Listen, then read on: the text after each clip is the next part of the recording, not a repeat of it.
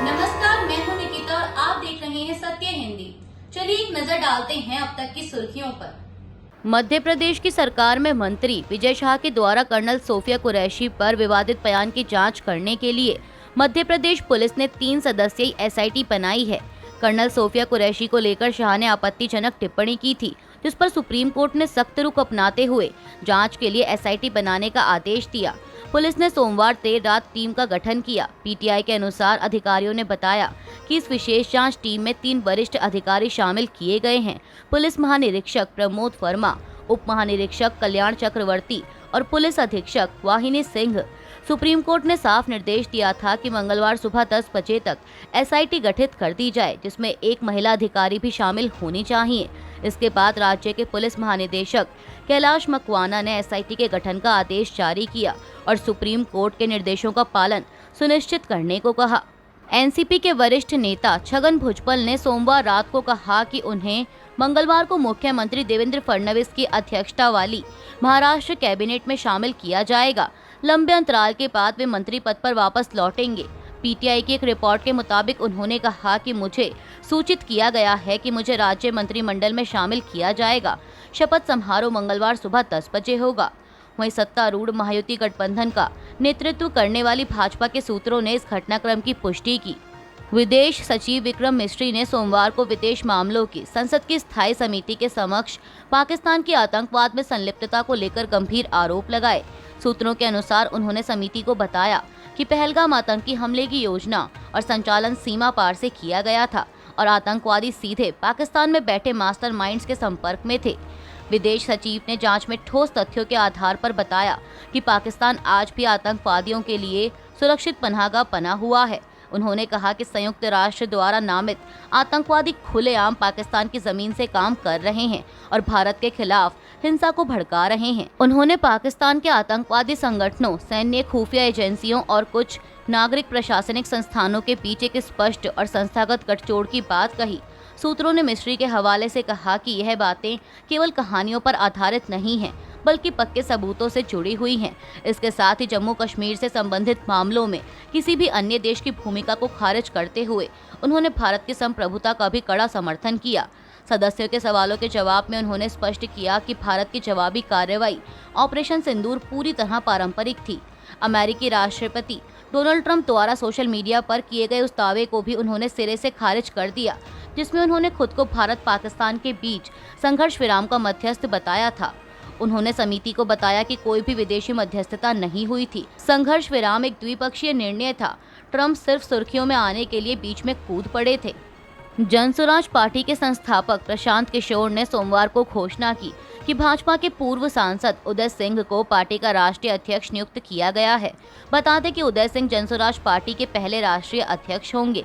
इसकी जानकारी जनसुराज पार्टी ने अपने एक्स अकाउंट पर भी दी। पोस्ट में लिखा कि जनसुराज पार्टी की 150 सदस्यीय कोर कमेटी ने सर्वसम्मति से उदय सिंह जी को राष्ट्रीय अध्यक्ष पद के लिए चुना है।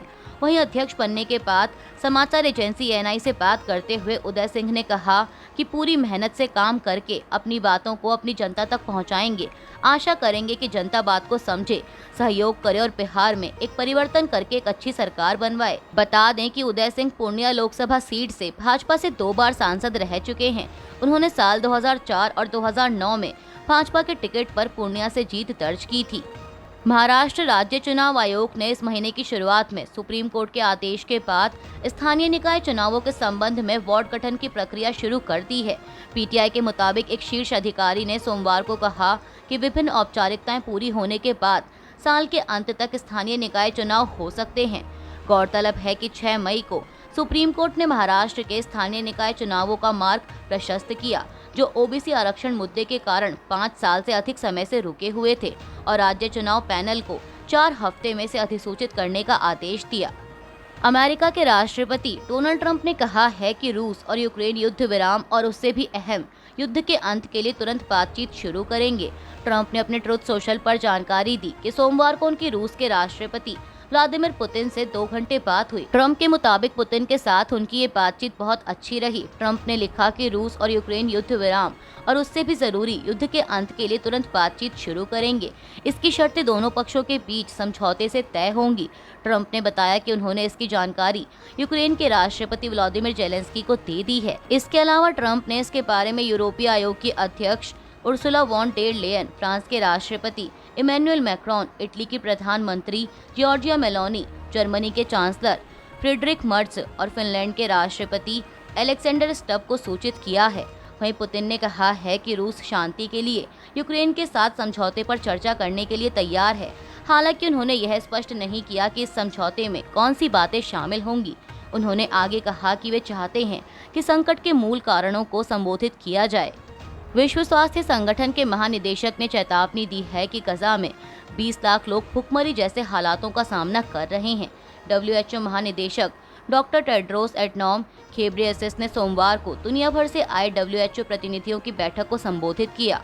उन्होंने कहा कि इसराइल की नाकेबंदी जगहों को खाली करवाने के आदेश और मानवीय सहायता के लिए कम होती जगह ने गजा के पहले से ही कमजोर स्वास्थ्य तंत्र को बुरी तरह प्रभावित किया है।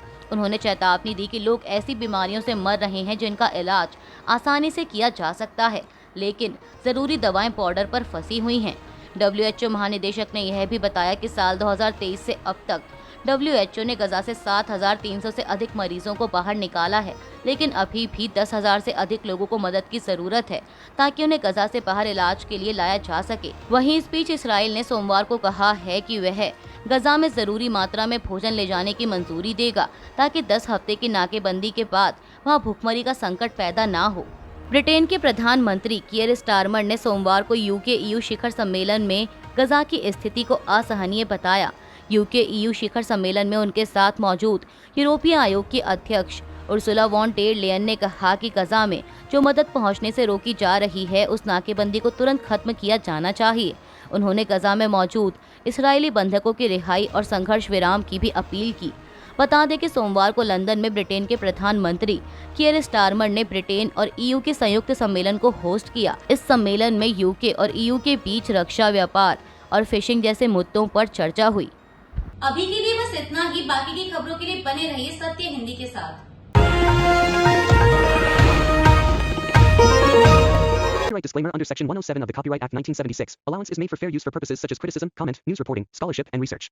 Fair use is a use permitted by copyright statute that might otherwise be infringing.